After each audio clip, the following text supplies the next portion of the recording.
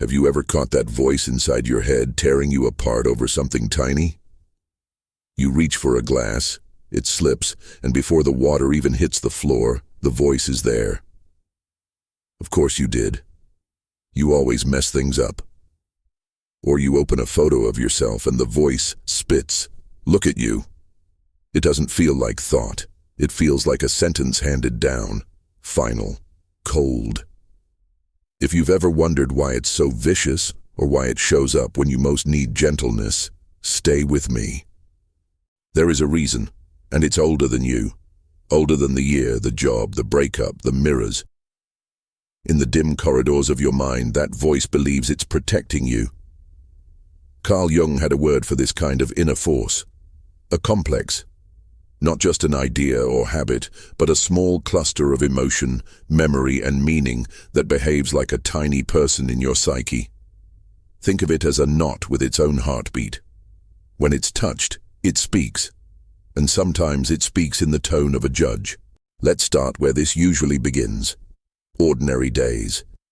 You sit down to send a message, hesitate, rewrite, hesitate again.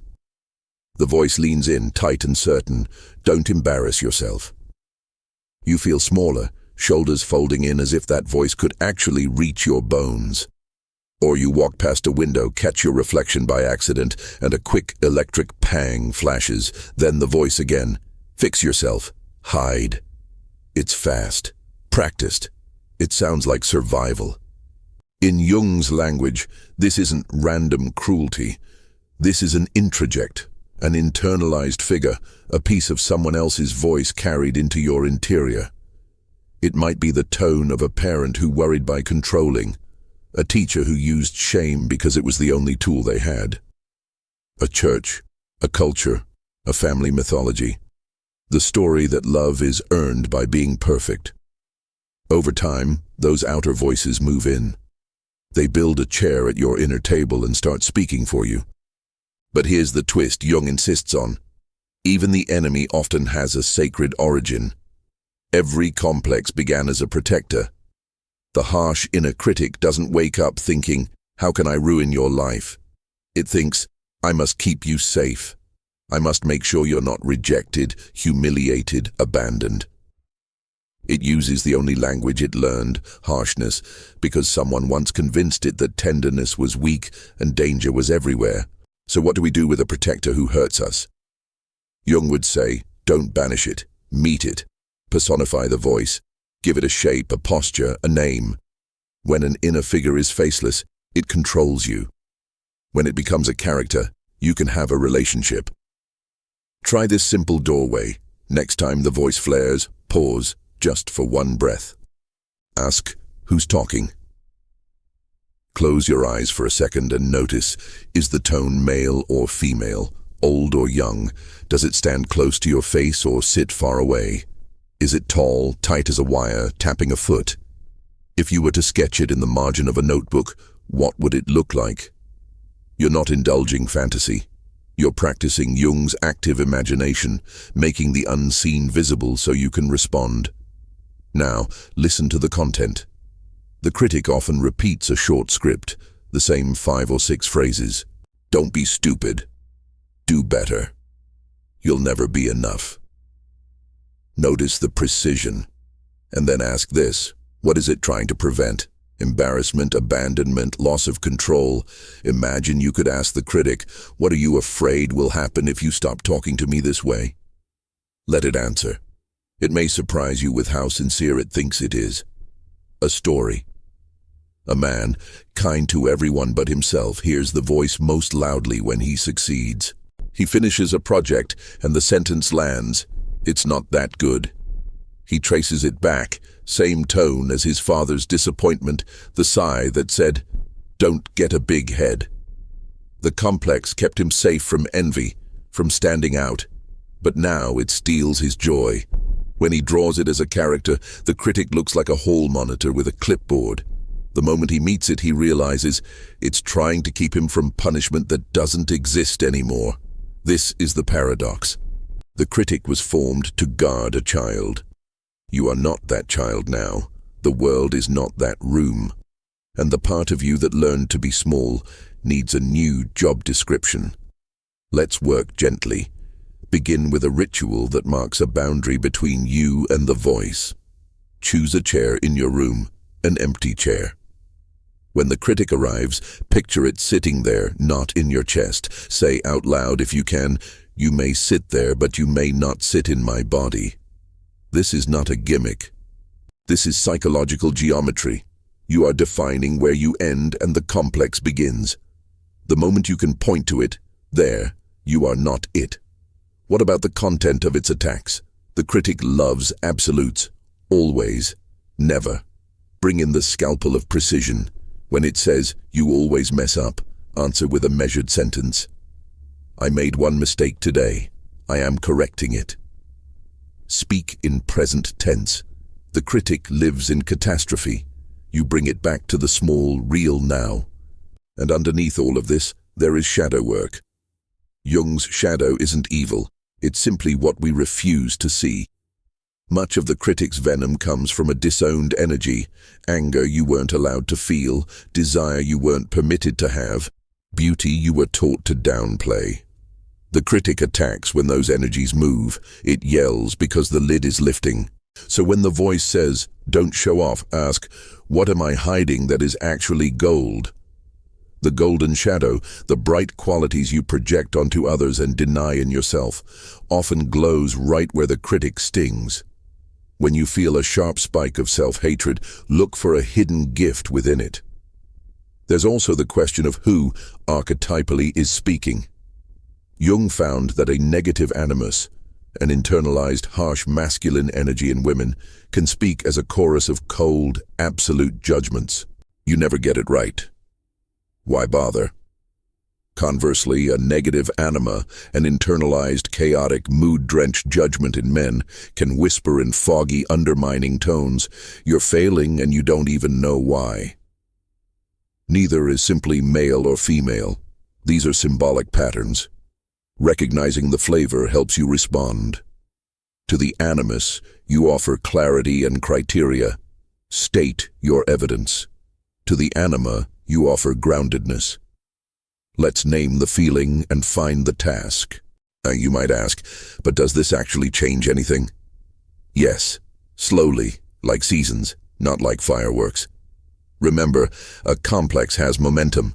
It's a river you've walked beside for years. You do not reverse a river in an afternoon, but you can redirect the stream, one purposeful stone at a time. Place a stone today.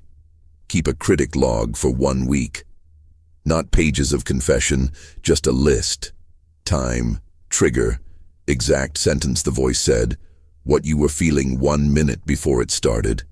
Patterns will appear. Maybe the critic appears when you're hungry or lonely. Maybe it guards the threshold between your work and your rest.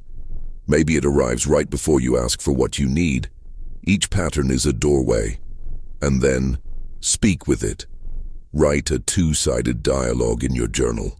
On the left, the critic's line. On the right, your adult self. Keep your voice warm and firm, as if talking to a frightened child trying to pretend it's a police officer. Ask it, "What do you need from me to trust that I will keep us safe without cruelty?" Often, it asks for plans, for boundaries, for promises. It asks to be included. So include it, on your terms. Sometimes the critic doesn't speak sentences, it attacks through the body. Tight jaw, stomach clench, chest buzz, that electric shame flush. When that happens, you can't argue it away.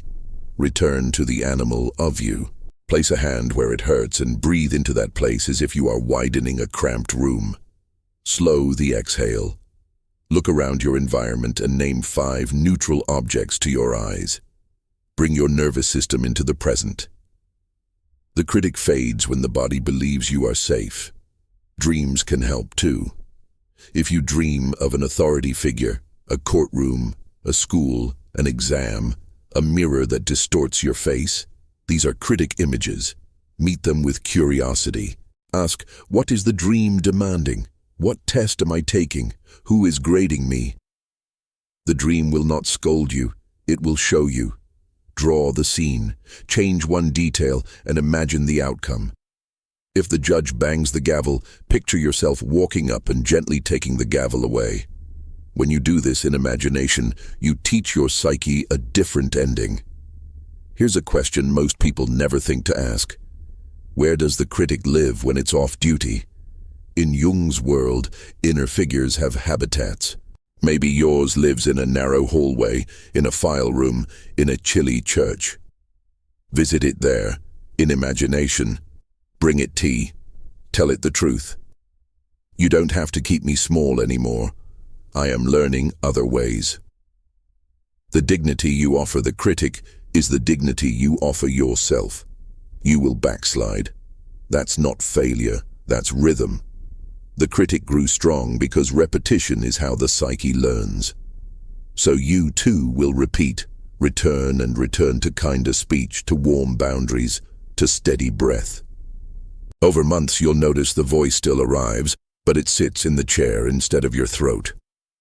It speaks, and you answer, not from panic, but from the deep, quiet center Jung called the self. Midway through this, pause with me for one thing. What's the one sentence your inner critic repeats the most? Put it in the comments. I want to see how many of us have been living under the same spell. And if this work feels like a hand on your shoulder, subscribe so you don't miss the next step in the journey. Let's step deeper. The critic often masks grief. Grief that you had to be perfect to be loved. Grief that you made yourself invisible to stay safe. When the voice softens, tears sometimes come. Don't pathologize this. It's not weakness, it's the thaw. A frozen lake doesn't judge the ice as it breaks. It lets the river move. Another practical doorway. Invert the critic's message. If it says, "Don't take up space," the assignment is to take up one small unit of space today. Wear the color you saved for later. Ask your friend to listen for 5 minutes and do not apologize. If it says, "You'll humiliate yourself," set a measured experiment with a safe audience. Post the sketch to your close friends, not to the world. Build evidence against the prophecy in gentle increments. Jung also reminds us of the persona, the social mask. The critic often polices the mask, trying to maintain an image that once kept you accepted. When you choose authenticity, the critic panics. Expect backlash. Sit with it. You think my mask keeps me loved, but I'm testing something. That love can meet my real face. Your task is not to rip the mask off, it is to loosen it, bit by bit, until your skin can breathe. There is a spiritual layer too. Jung saw the self, the organizing, centering presence in us, as a kind of inner compass. When you speak to the critic from the self, your tone changes. You are neither aggressive nor appeasing, you are clear. Try a brief practice. Sit. Breathe. Picture a small candle flame at the center of your chest. When the critic speaks, answer from the candle, not from the storm. Short, kind sentences. Thank you for your concern. Here is what we are doing next. You are cultivating inner leadership. If you want a simple daily ritual, try this. In the morning, write 3 sentences you will allow in your head today. Make them specific and believable. I can handle one thing at a time. My worth is not measured by today's output. I am allowed to learn out loud. Fold the page and put it in your pocket. When the critic arrives, touch the paper. You're not fighting, you're remembering. If you have children in your life, or a younger version of you in memory, practice speaking to them as you wish your inner critic would speak to you. This rewires more than one life. When the little one spills the juice, you can feel your old script ignite. Change it. It's okay, we'll clean it up together. Every time you do this outside, a part of you hears it inside. Now, there's a final move, and it's brave. Ask your critic for its gift. What do you see in me that is strong? What do you admire that you keep trying to hide? The critic often knows your power and fears what it will cost. It may tell you, Your words move people. Or, you are luminous when you focus. Take that seriously. The critic redeemed becomes discernment. When does the critic deserve the microphone? When you ask it to check your work at the end, not to block your first step. Invite it to the late stage. You may help me refine, not prevent me from beginning. Put it on the calendar. Tuesday at 4, 10 minutes of quality control. Contain it with time and task. And if you need one sentence to carry from this night into the next, let it be this. The voice in your head is not the truth. It is a character in the story. You are the author becoming conscious of your cast. So tomorrow, when you feel that familiar tightening and hear the old script cue up, be ready. Pause. Place the voice in the chair. Ask what it fears. Answer from your candle. Then take one small, kind action that contradicts the prophecy. The river turns when a steady hand places stones. One, then another. Jung believed that what we do not make conscious returns as fate. You do not have to be fated to a life narrated by a frightened judge. You can make the judge visible, listen to its case, and then stand, calm, awake, and say, "Thank you, sit down, I'll take it from here." Walk gently. You are not late. You are learning a new language with your own soul. And tonight, if the voice arrives when you close your eyes, meet it at the threshold and whisper, "I know why you came." You can rest, we're safe now.